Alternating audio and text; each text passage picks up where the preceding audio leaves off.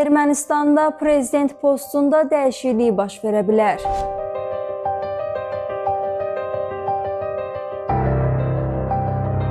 Today Press TV xəbər verir ki, bu barədə ölkənin İravunq nəşri məlumat yayıb. Məlumata görə Ermənistanın hazırki prezidenti Vaqen Xaçaturyan yaxın vaxtlarda vəzifəsindən ayrıla bilər. İddialara əsasən onun yerinə hazırda parlamentin sədri olan Alen Simonyan təyin ediləcək. Məlumatda bildirilir ki, Hakim Vətəndaş Müqaviləsi Partiyası bu məsələ ilə bağlı ilkin qərar qəbul edib və Alen Simonyanın namizədliyi irəli sürüləcək. Eyni zamanda Vaqen Xaçaturyanın baş nazir Nikol Paşinyanın baş müşaviri vəzifəsinə gətiriləcəyi iddia olunur. Xatırladaq ki, Alen Simonyan 2021-ci ildən parlament sədri, Vaqen Xaçaturyan isə 2022-ci ildən prezident vəzifəsində çalışır. Siyasi dairələrdə son parlament seçkilərindən sonra mümkün kadr dəyişikliklərinin müzakirə olunduğu bildirilir. Bununla belə yayılan məlumatlarla bağlı nə hakim partiya, nə də dövlət qurumları açıqlama verir.